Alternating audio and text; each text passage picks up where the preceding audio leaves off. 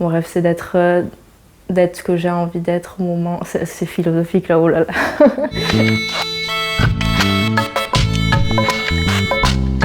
Salut, moi c'est Annie, j'ai 24 ans. Bienvenue chez moi, je vais vous montrer mes créations. Là, je suis sur un autoportrait à l'acrylique. Donc c'est la seule technique de peinture que j'utilise parce que contrairement à la peinture à l'huile, ça sèche assez vite et comme j'ai pas beaucoup de patience, faut que ça sèche vite quoi, pour que je puisse continuer.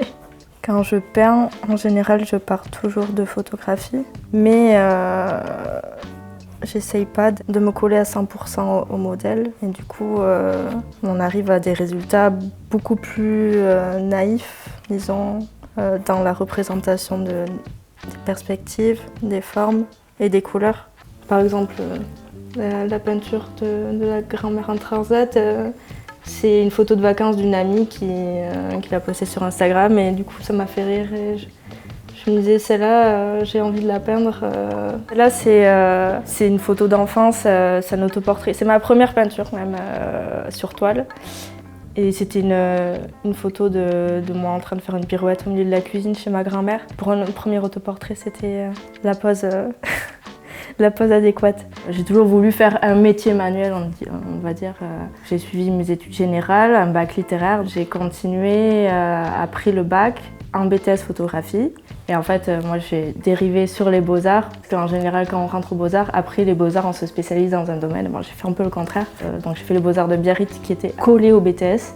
Donc j'ai juste traversé le jardin pour arriver là-dedans. En première année, quand j'avais fait un stage chez Poch, anciennement Poch, nouveau Susulu. J'avais fait des sérigraphies de danseurs sous le teint, justement, de Sam Alsine. Et c'est ça aussi qui m'a amené à faire de la linogravure. C'est une technique d'impression. On dessine sur une plaque de linoléum.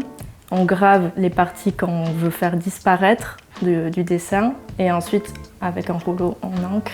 En fait, c'est comme un tampon, si tu veux. Je suis en train de calquer le logo Bada, que je vais ensuite reporter sur ma plaque de lino.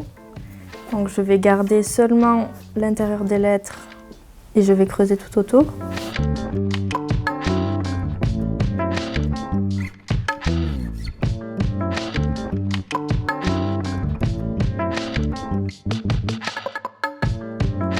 La première impression, en fait, c'est la surprise parce que quand c'est un dessin un petit peu complexe, comme tu l'as à l'envers sur ton tampon, tu sais pas trop à quoi ça va ressembler sur le support final. Près droite, en vrai. Et c'est là qu'intervient la cuillère, parce que sinon il faut une presse. Tada! Au BTS, le thème général qu'on avait, c'était image photographique et patrimoine. Et du coup, j'avais fait des séries de photos sur le patrimoine basque et le patrimoine sous le terre, avec notamment une série de portraits de danseurs sous le terre. Et à mon entrée aux Beaux-Arts, c'était pour moi logique de faire une continuité dans ce travail, de développer ce thème-là sur d'autres médiums.